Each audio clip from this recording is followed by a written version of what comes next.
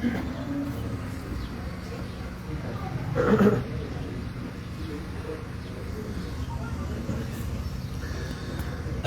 لله الحمد لله وحده لا شريك له لا شريك له ولا نظير له ولا وزير له ولا مشير له ولا معين له ولا مدبر له لا مدبر له ولا مثل له ولا مثال له لا ند له ولا ضد له ولا مقابل له ولا مضارع له ولا مشابه له والصلاة والسلام على من لا نبي بعده ولا رسالة بعده ولا نبوة بعده ولا كتاب بعد كتاب الله ولا دين بعد دينه ولا شريعة بعد شريعته ولا أمة بعد أمتي وعلى آله وأصحابه الذين أوفوا عهدا الذين هم مفاتيح الرحمة ومصابيح الأرر أما بعد فأعوذ بالله من الشيطان الرجيم بسم الله الرحمن الرحيم إن هذا القرآن يهدي للتي هي أقوم ويبشر المؤمنين الذين يعملون الصالحات أن لهم أجرا كبيرا. وقال النبي صلى الله عليه وسلم: من تعلم لله وعلم لله كتب في ملكوت السماوات عظيما. وقال عليه الصلاة والسلام: أكرموا حملة القرآن فمن أكرمهم فقد أكرمني ومن أكرمني فقد أكرم الله. يا رب صل وسلم دائما أبدا على حبيبك خير الخلق كلهم. هو الحبيب الذي ترجى شفاعته لكل هول من الأهوال مقتحم. بلغ العلا بكماله كشف الدجى بجماله حسنت جميع خصاله صلوا عليه وآله. ما إن مدحت محمدا بمقالتي ولكن مدحت مقالتي بمحمد. بول حضرات من يد عبادت شوق و محبت سرا درود شریف الولی. اللهم صل على محمد النبي الأمي وعلى آله وسلم تسلیما. کیوں نہ ہو ممتاز اسلام دنیا بھر کی دینوں میں क्यों न हो मुमताज इस्लाम दुनिया भर की दीनों में, वहाँ मजहब किताबों में, यहाँ कुरान सीनों में। सुभान अल्लाह। दुनिया ने दीन को बुला रखा है, दुनिया ने दीन को बुला रखा है, गफलत की नींद में सुला रखा है। इस दौर में खुश नसीब वो है अकबर, इस दौर में खुश नसीब वो है अकबर, जिसने कुरान मजीद को खुला रखा है। सुभान अल्लाह। गुमराह न मिलेगा तुम्हें शैतान से बदतर, गुमराह न मिलेगा तुम्हें शैतान से बदतर, और हादी न मिलेगा तुम्हें कुरान से बेहतर। सुभान अल्लाह। ये वो किताब है जिसकी कोई मिसाल नहीं, ये वो किताब है जिसकी कोई मिसाल नहीं, ये वो कलाम है जिसको कभी ज़वाल नहीं। इंतहाई जी कदर मुहतरम व मुकर्रम हजरात उलमाए कराम, बिलखुसूस औस्तासु मेज़बान अजीज, स्तासुरदी जुमात खतीब, ददी मदरसी मुहतमिम व मुदीर, बिरादरी मुकर्रम हजरत मौलाना अब्दुल रशीद साहब दामत बरकातुहुमुल आलिया, ददगी इदारी नूर उस्तादान व मुंतजिमीन, बिरादरी मुकर्रम हजरत मौलाना मुफ्ती वाजिदुर रहमान साहिब दामत बरकातुहुम, हजरत मौलाना मोहम्मद इलियास साहिब दामत बरकातुहुम, हजरत मौलाना इम्तियाज साहिब दामत बरकातुहुम, और ज़मून औस्तासु द टूलो पर शरीका बांधी मशर शेख साहिब मुहतरम दामत बरकातुहुमुल आलिया, और ददगी मदरसी तलबाए इज़ाम तालिबात, और बदे अजीम और मुबारक इज्तिमा के हाजिरीनों, ददगी इलाके डेरो गैरतमंदो इज्जतमंदो जमा काबिल कदर मुहतरम मुसलमानान रुनो, देवल की यकीनन ये ओलोए द खुशाली मुक़द्दस अल्हम्दुलिल्लाह स्तासु दकली बारम खान डेरई ददगा अजीम दीनी इदारी मदरसा अरबिया अनवारुल उलूम दहागा सालाना दस्तरबंदी द तलबाए इकराम द खत्म कुरान और दारंगी द खत्म बुखारी शरीफ पदे अजीम और मुबारक इज्तिमा के मुंह और तासुरा जमयू। यकीनन जमा मुहतरमो जमुन औसासु पदी महफल और मजलिस की दा शिरकत दा नास्ता दा इंतहाई कीमती और मुबारक दा पदी यो लम्हा चिदा पदी मजलिस की जमुन औसासु तीरीगी पदी बद रब्बुल आलमीन द तरफ न च आखिरत की कम सवाबुन मिलावीगी। यकीनन प दुनिया की द आगी कदरी मुम और तासु तसव्वुर हम न शुकवले चिपदी नास द अल्लाह द तरफ न ढेर सब आखिरत के इंशाअल्लाह मिलावीगी। अल्लाह दी जमुन और तासु नसीब की। हुज़र के हदीस अर्ज कम नबी अलैहिस्सलाम मुबारक पल यो सहाबी हजरत अबू रजील रजी अल्लाह अन्हु तो फरमायल अला अदुल्लुका अला मिलाकी हादल अम्रि अल्लज़ी तुसीबु बिही खैरद दुनिया वल आखिरा। ज़दतर दिन अग बुनियादी चीज उनखम चिपागी बांधी पा अमल कौलु सरा द दुनिया द आखिरत द द्वानु खैरुन और बरकतुन बदर तमेलाउशी।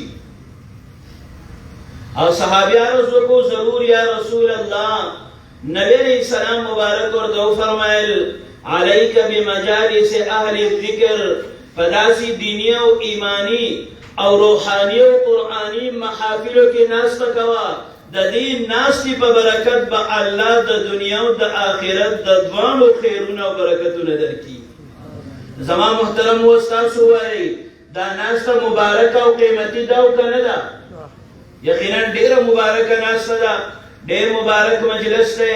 अल्लाह दी जमुन और सासु दा नास्ता ददी उलमा दा तशरीफ रावड़ल دا په خپل دربار کې په صحیح عبادت سره قبول او منظور کی او الله دا نننۍ اجتماع د پوره امت مسلمه لپاره د امن او استحکام د خیر او برکت او د هدایت ذریعہ او سبب وګرځي.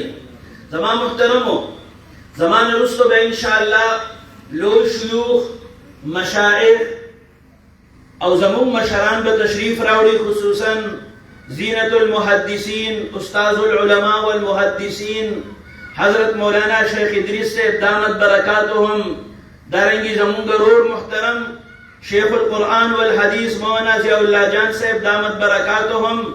اصل بیانونه به د هغوی وي، خو زبم ان شاء الله د دې مرګرو په حکم باندې د موقع په مناسبت سره یو څو ضروري خبرې عرض کوم. خو د ټول نه اول به زما یو درخواست وي. سبوي یو درخواست، او هغه درخواست به دا وي چې ان شاء الله تاسو به خبره په توجه سره د عمل په نیت باندې اورئ به کنه ان شاء الله. ځکه زما محترمو، یقینا په دې مصروف او مشغول وخت کې داسې اجتماع ته راتل دا ګوره لویه قرباني ده. موږ او تاسو راغلي یو، د دې علماو بیانونه به واورو، ختم قرآن به هم وي، ختم بخاري شریف به هم وي. نو چې کله کور ته واپس لاړ شو څه خیر او برکت خو ځان سره یوسو که نه. ځکه دا صرف یو رسم و رواج خو نه دی چې مدرسه عربیه انوار العلوم کې ختم قرآن او ختم بخاري شریف ته راشه صرف شرکت وکا او بس واپس راځه. نه، دا د یو مقصد دپاره راتلل وي، او هغه مقصد دا دی چې زمون او ستاسو الله عملی ژوند جوړ کړي. څه جوړ کړي؟ عملی ژوند. او اصل سیز ګوره عمل دی. څه شی دی؟ عمل دی. د عمل توفیق مو نصیب شو ان شاء الله. د دغه عمل په برکت به الله زمون دنیا هم ښایسته کړي، الله به مو آخرت هم ښایسته کړي. اصل سیز عمل دی. د عمل توفیق مسلمان ته هله میلاویږي چې دی د الله او د الله د رسول د الله د دین خبره د عمل په نیت باندې اوري. ځکه خو زمون اکابر علماو به دا فرمایل څوک چې د خبرې د اورېدو حق ادا کوي دله الله د عمل توفیق ورکوي. د څه میلاویږي؟ د عمل توفیق. او چې د عمل توفیق میلاو شو نو بیا شاعر مشرق علامه اقبال مرحوم سړی ښکلي فرمایلی دي، عمل سے زندگی بنتی ہے جنت بھی جہنم بھی، یہ خاکی اپنی فطرت میں نہ نوری ہے نہ ناری. الله دې زمون او ستاسو عملی زندگی نصیب کړي. زما محترمو، دنیا کې هر انسان کاغه نارینه ده او که زنانه، ځوان دی که بوډا، امیر دی که فقیر، صدر دی که وزیر، حاکم دی که محکوم، هر یو انسان دا غواړي چیرې ماته عزت او کامیابی میلاو شوی، زما مستقبل جوړ شوی. د دې دپاره دی محنت هم کوي، دی قرباني هم ورکوي، دی تکالیف هم برداشت کوي. خو د ټولو مقصد او غرض بس دغه یو وي چیرې زما مستقبل جوړ شوی، مستقبل کې ماته عزت او کامیابی میلاو شوی. څه میلاو شوی؟ کامیابی او عزت راته میلاو شوی. دا مونږ او تاسو ټول غواړو که نه غواړو که نه؟ خو که بل طرف ته مونږ او تاسو ګورو، زمونږ رب الله هم مونږ او تاسو له عزت او کامیابی راکول غواړي. ځکه الله په مونږ او تاسو باندې انتهایی شفیق او مهربانه دی. یقینا بحر و بر کې د الله نه زیات په مونږ او تاسو باندې بل څوک زیات شفیق او مهربان نشي کېدی. دغه الله زمونږ سره بې انتها مینه او محبت کوي. او زه وایم چې یقینا یو مور د خپلو بچو سره، یو پلار د خپل اولاد سره هغه مینه او محبت نشي کولی څومره چې الله زمون او ستاسو سره مینه او محبت کوي. د دې وجې نه قرآن کې سب مختلف په خوبصورت انداز کې په مختلفو مقاماتو کې الله د خپل دغه شفقت د رحم و کرم او د مهربانۍ تذکره کړې ده. چنانچه الله ارشاد فرمایي ان ربکم لرؤوف رحیم ان الله بالناس لرؤوف رحیم والله رؤوف بالعباد وهو الله الرؤوف الرحيم والله غفور رحيم وكان الله غفورا رحيما هو الرحمن الرحيم وهو ارحم الراحمين. الله وی زما بندگانو زپتا سو باندې د ټول نزيات شفیق او مهربانا تاسو سره د ټول نزيات مینا او محبت کوم. څومره مینا او محبت چې د الله د مینا او د محبت د شفقت او د مهرباني ساحت او انتها نشتا. د دې وجنه یو تفسیر ده تفسیر ابن کثیر د دې آیت په تفسیر کې ان الله بالناس لرؤوف رحیم یو واقعا ذکر کوي او دغه واقعا د احادیثو کتابونو بخاری او مسلم وغیره هم ذکر کړی دا. نبی علیہ السلام مبارک په زمانه کې سقیدیان راوسته شو. په دغه قیدیانو کې یو زنانه وه. د دغې زنانې یو ماشوم بچی ورک شوی و. دا زنانه د دې بچي په تلاش کې سرګردانه پریشانه منډې ترډې وهي او خپل بچی ګوري کم ماشوم مخې له ورځي. دا ماشوم راوچت کي د خپلې سینې سره یې جوخ ونیسي د خپل بچي هغه مینه پې ماتوي تر دې پورې چې هغه بچی ورته خپل میلاو شو. دا ډېره زیاته خوشحاله شوه. د خوشحالۍ په عالم کې خپل بچی راواغستو د سینې سره یې جوخ کلک ونیو کله ولا لاس کولی کله ولا خپه کولی او ډېره زیاته خوشحاله ده. نبی علیہ السلام مبارک دا منظر ویني. صحابه هم دې طرف ته متوجه کړه. تاسو ګورئ دا زنانه مخکې څومره پریشانه وه. ماشوم بچی ورک و خو چې میلاو شو څومره خوشحاله شوه. بېشک یا رسول الله وی ستاسو څه خیال دی دا مور به دا خپل ماشوم بچی ورته وغورځوي؟ دا مور به دا بچی ورته وغورځوي؟ صحابه وی لا یا رسول الله دا الله نبی دې خو سوال نشي پیدا کېدی. دا مور خو دې بچی تکلیف لیدلی هم نشي دا غیب برداشت هم نشي کولی ځکه مور خو مور وي کنه. الله دې موږ له د خپلو میندو د خدمت کولو د قدر کولو توفیق راکړي او چې د چا وفات شوي دي الله دې مغفرت وکړي درجات دې الله اوچت کړي. مور خو مور وي. د مور مینه او محبت بې انتها وي. وی دا خو مور ده ماشوم وړوکی دی دا مور د دې بچي تکلیف لیدل هم نشي برداشت کولی.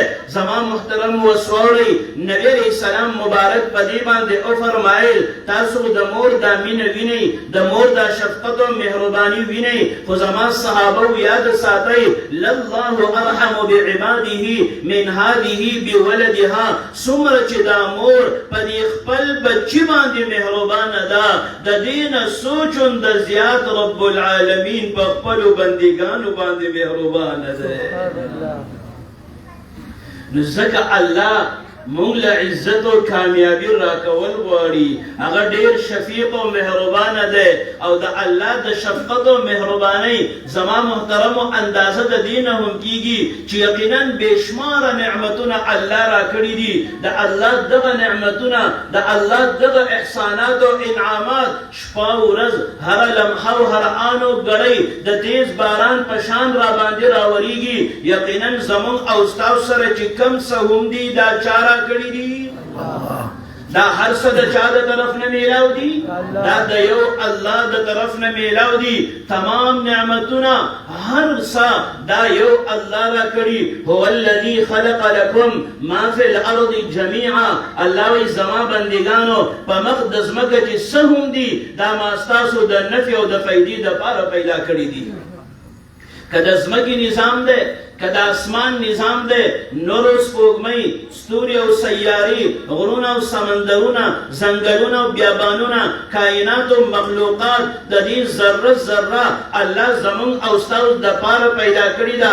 الله الذي خلق السماوات والارض وانزل من السماء ماء فاخرج به من الثمرات رزقا لكم وسخر لكم الفلك لتجري في البحر بامره وسخر لكم الانهار وسخر وسخر لكم الشمس والقمر دائبين وسخر لكم الليل والنهار وآتاكم من كل ما سألتموه وإن تعدوا نعمة الله لا تحصوها. الله د مختلفو نعمتونو سورة ابراهیم دیار لسم سپاره کی د مختلفو انعامات و احساناتو الله بیان کرے. بیا الله فرمائی زما بندگانو ستاسو د ضرورت ټول سیزونه ما تاسو له درکړي دي، ټول نعمتونه میلاو دي. که زما نعمتونه شمارل وغواړئ نو هغه نشئ شمارلی. تاسو وایئ الله وایي زما نعمتونه نشئ شمارلی، څوک یې شمارلی شي؟ نشي شمارلی. الله د خپلو ټولو نعمتونو د قدر کولو توفیق راکړي. کیفیان سرسبز ہیں تیری غذا کے واسطے، سورج چاند اور ستارے ہیں ضیاء کے واسطے، بحر و بر شمس و قمر ہے ماں و شمع کے واسطے. یہ جہاں تیرے لیے ہے تو خدا کے واسطے. یہ زمین میرے لیے ہے، یہ زمین میرے لیے ہے، آسمان میرے لیے اور ہے مصروف خدمت کل جہاں میرے لیے. سبحان اللہ. زما محترمو د ټول نه یو لوی نعمت، اولنی نعمت، بنیادی نعمت چې د الله د طرف نه موږ او تاسو ته میلاو دی، هغه نعمت دا دی چې الله په مفت کې بغیر د سوال او درخواست نه موږ او تاسو له انساني شکل او صورت راکو. الله انسانان پیدا کړو. ټول الحمدلله. ځکه دا تمام مخلوقات چا پیدا کړي؟ الله. د دې خالق څوک دی؟ الله. پیدا کوونکی څوک دی؟ الله. اوس که الله مونږ بل یو مخلوق پیدا کړی وی، مونږ څه کولی شو؟ نو دا د الله احسان شو که نه شو؟ چې الله اشرف المخلوقات انسانان پیدا کو. ولقد کرمنا بنی آدم.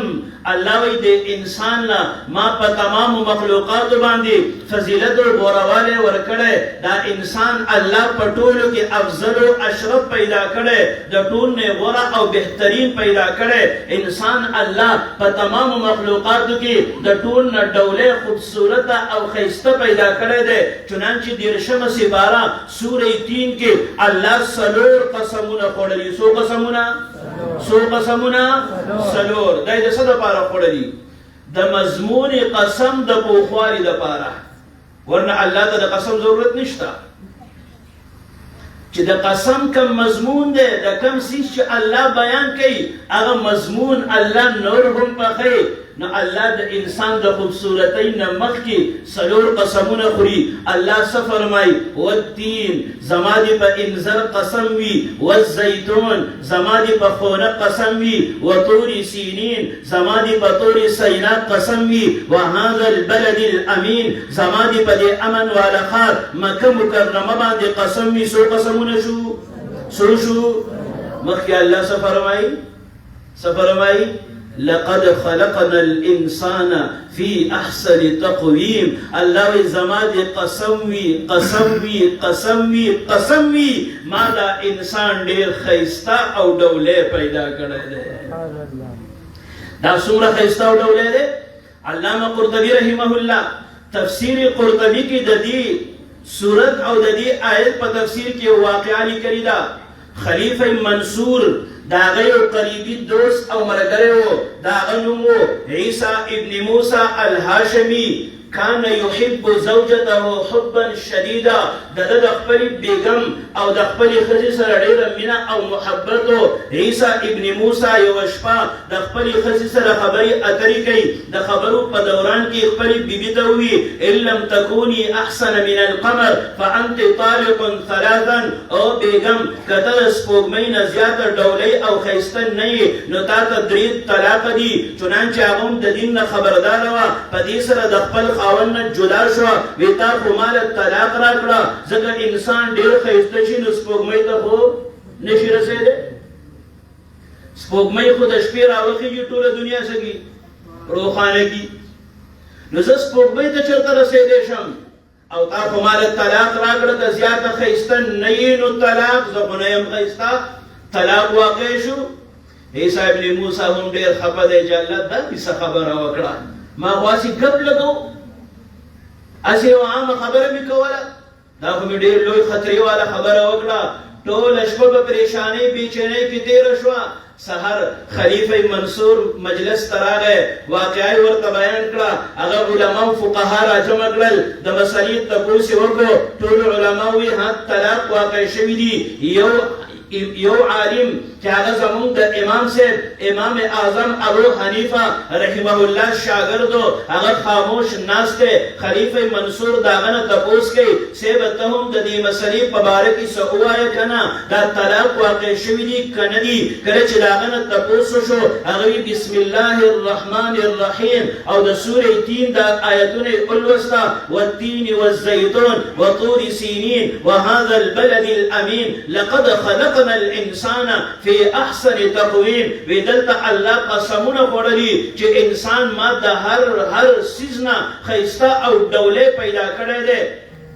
نو دا آیت په دې دلالت کوي چې انسان د دنیا د هر څیز نه څه دی؟ ښایسته دی.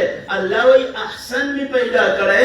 نو دا احسن دی د سپوږمۍ نه، دا احسن دی د نور نه، دا احسن دی د ستورو او سیارو نه، دا د دنیا د هر څیز نه ښایسته دی.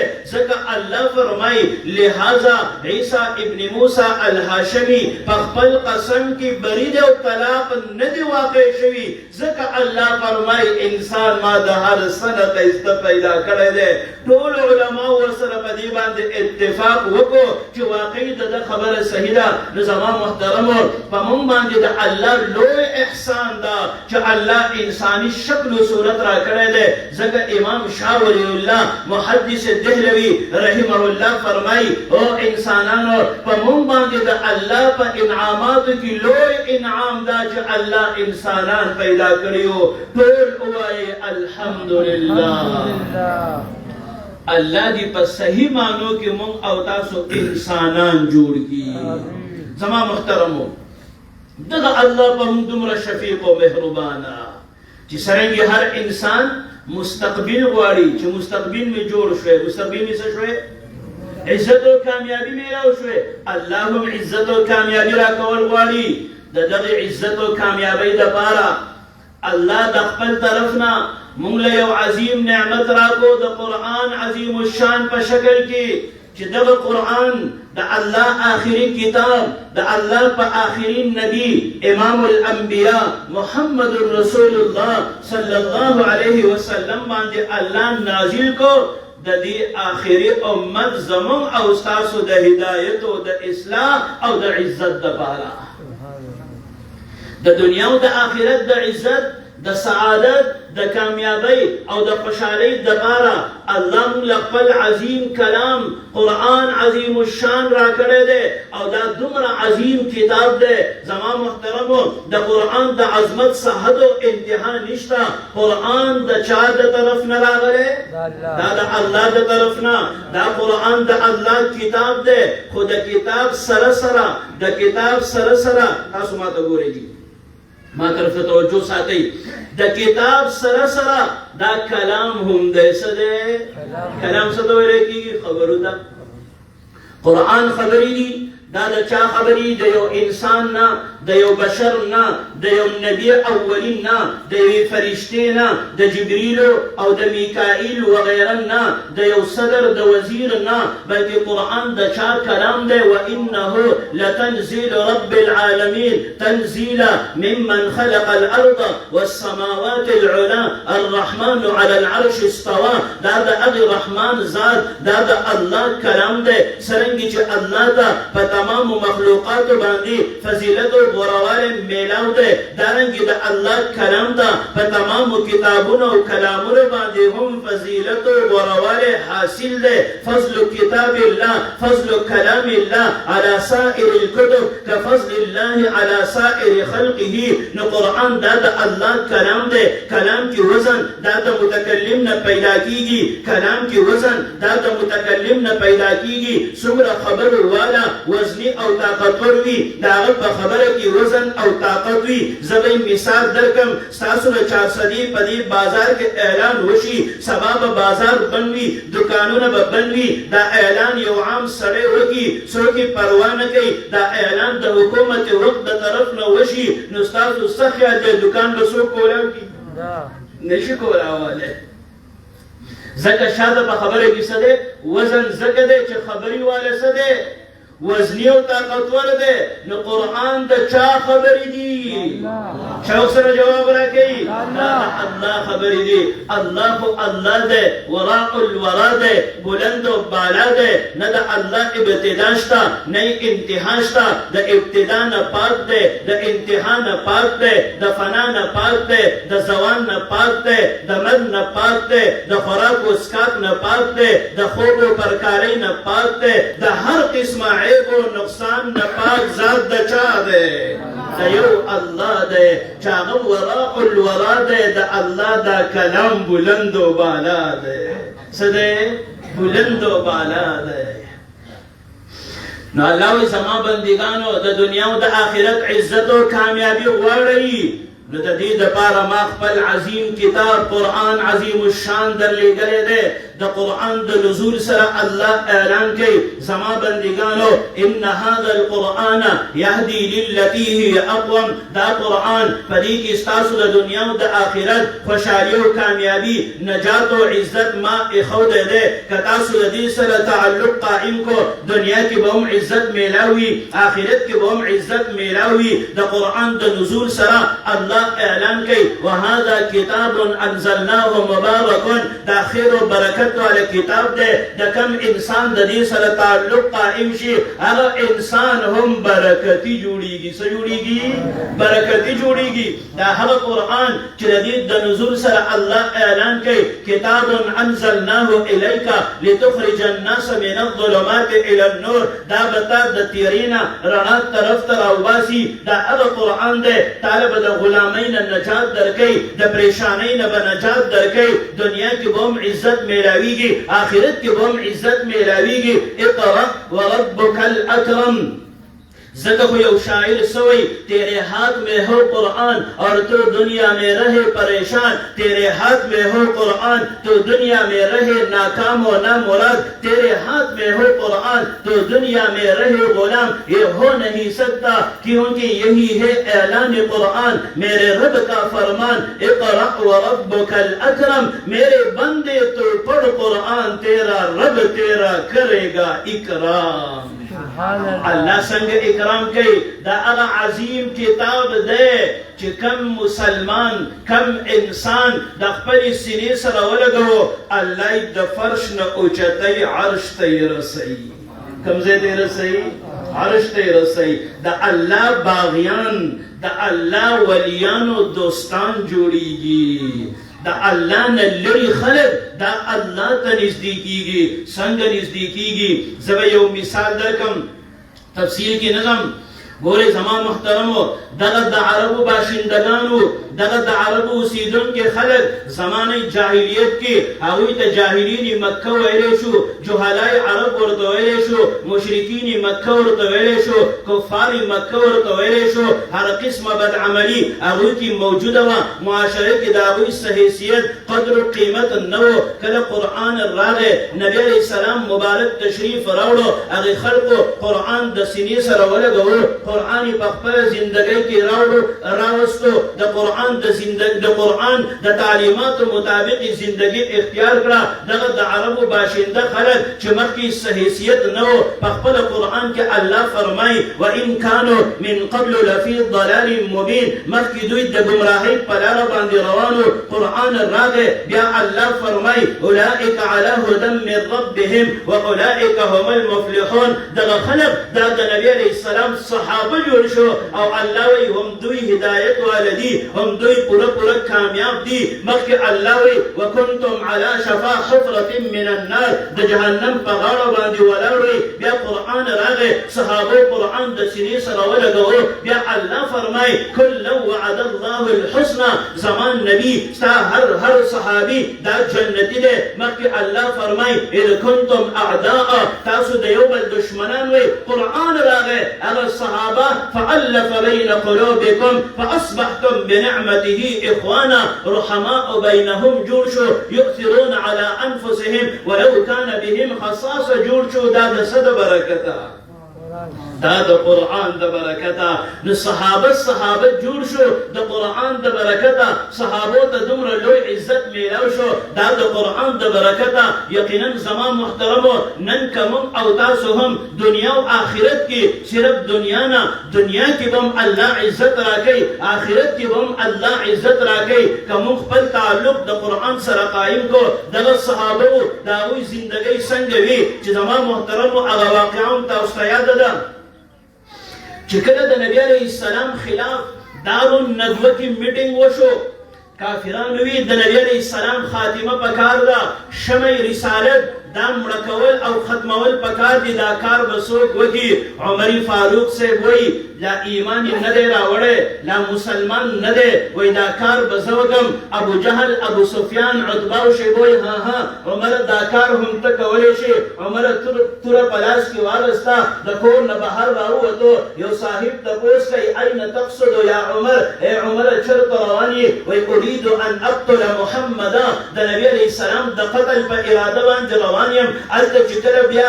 د هغه ورته ووایي ستا کور والا ستا خور او اخي